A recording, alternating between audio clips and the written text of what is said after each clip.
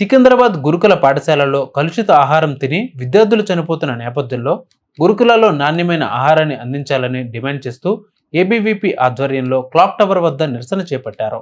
గురుకులాల్లో నాణ్యత లేని ఆహారం తినడం మూలంగా ఇటీవల కాలంలో అనేక మంది విద్యార్థులు మృత్యువాత పడినట్లు ఏబీవీపీ విద్యార్థి సంఘ నాయకుడు బాలు ఆరోపించారు. కాంగ్రెస్ ప్రభుత్వం గురుకులాలను పట్టించుకోకుండా నాణ్యమైన ఆహారాన్ని, వసతులను విద్యార్థులకు కల్పించడంలో పూర్తిగా విఫలమైందని ఆగ్రహం వ్యక్తం చేశారు. వెంటనే రేవంత్ రెడ్డి ప్రభుత్వం ఇటీవల గురుకులాల్లో కలుషిత ఆహారం తిని మృతి చెందిన విద్యార్థుల కుటుంబాలకు న్యాయం చేయాలని, భవిష్యత్తులో ఇలాంటి ఘటనలు పునరావృతం కాకుండా చర్యలు తీసుకోవాల్సిన అవసరం ఉందని అన్నారు. నా పేరు బాలు, ఏబీవీపీ సికింద్రాబాద్ జిల్లా కన్వీనర్. ఈరోజు ఏబీవీపీ రాష్ట్ర శాఖ పిలుపు మేరకు ఈ ధర్నా అనేది నిర్వహించడం జరిగింది. మనం చూసుకున్నట్లయితే మన తెలంగాణలో ఈ కాంగ్రెస్ ప్రభుత్వం వచ్చి సంవత్సరం అవుతున్నా కానీ ఇప్పటిదాకా మన తెలంగాణలో 51 మంది గురుకుల విద్యార్థులు మరణించడం జరిగింది. ఇంతవరకు ఈ ప్రభుత్వం ఈ విద్యార్థులకు న్యాయం చేయలేదు. ఈ పాఠశాలలో ఉన్న ఎలాంటి సమస్యలు పరిష్కరించలేదు. గురుకులాల్లో మనం చూసుకున్నట్లయితే కల్తీ, నాణ్యత లేని సరుకులు తీసుకురావడం వల్ల, నాణ్యత లేని ఫుడ్ పెట్టడం వల్ల ఇలాంటి సమస్యలు పునరావృతమవుతున్నాయి. ఇలాంటి సమస్యలు ఇంతకుముందు ఎన్నో జరిగినాయి. ఇప్పటిదాకా దాదాపుగా ఈ సంవత్సర కాలంలో 51 మంది మరణించినా కానీ ఈ కాంగ్రెస్ ప్రభుత్వం ఇంతవరకు స్పందించలేదు. ఒక మంత్రి కానీ, ఒక నాయకుడు కానీ, ఒక సీఎం కానీ స్పందించకపోవడం చాలా సిగ్గుచేటు ఈ ప్రభుత్వానికి. మనం చూసుకున్నట్లయితే ఎక్కడ ఏ సమస్య వచ్చినా గురుకులాల్లో విద్యార్థులకు అస్వస్థతకు గురైతే ఆ ప్రిన్సిపల్ని సస్పెండ్ చేస్తారు, ఆ వార్డెన్ని సస్పెండ్ చేస్తారు, మళ్ళీ కొత్త వాళ్ళు వస్తారు, మళ్ళీ పునరావృతం అవుతుంది. ఈ ఆహారము, ఈ సరుకులు ఎవరు చేస్తారు, ఈ కాంట్రాక్టర్లు ఎవరు, వాళ్ళ గురించి పూర్తి చర్యలు తీసుకోవాలి ప్రభుత్వం.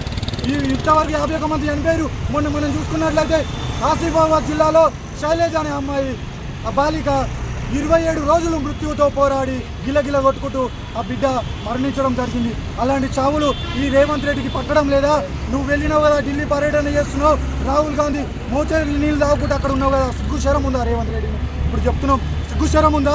మీకు ఇందుకైనా ఓట్లు వేసినాం, ఇందుకైనా గెలిపించినాం, మా బిడ్డలని ప్రాణాలు బలిగొంటానుక ఎంతోమంది మా అక్కలు అన్నారు, బలిగొన్నారు. తెలంగాణ ఏర్పడింది ఆ రోజు కాంగ్రెస్ ప్రభుత్వం వల్లనే బలి తీసుకుని ఈ కాంగ్రెస్ ప్రభుత్వం. ఇప్పుడు కూడా ఈ కాంగ్రెస్ ప్రభుత్వం ఇంతమందిని బలిగొంటుంది. ఇంకా ఎంతమందిని బలిగొంటారా? అయ్యా మాకు న్యాయం చేయరా? 8,000 కోట్ల స్కాలర్షిప్లు ఇప్పటికి పెండింగ్లు ఉన్నాయి. ఇంతవరకు విద్యాశాఖ మంత్రి లేడు. సిగ్గుశరం ఉండాలి. మన కొండ సురేఖ అంటుంది, అమ్మాయి ఎందుకు ఇట్లా జరుగుతుందని ఒక ప్రశ్న అడిగితే వాళ్ళు తినుబండారాలు తినడం వల్ల అస్వస్థతకు గురై చనిపోతున్నాడు. మీకు బుద్ధి ఉండాలి, మీకు దమాకుందా? కాంగ్రెస్ ప్రభుత్వానికి బుద్ధి, శరం, సిగ్గు ఉందా అని అడుగుతున్నా. మీకు సిగ్గు శరం ఉంటే ఎందుకు అట్లా మాట్లాడతారు?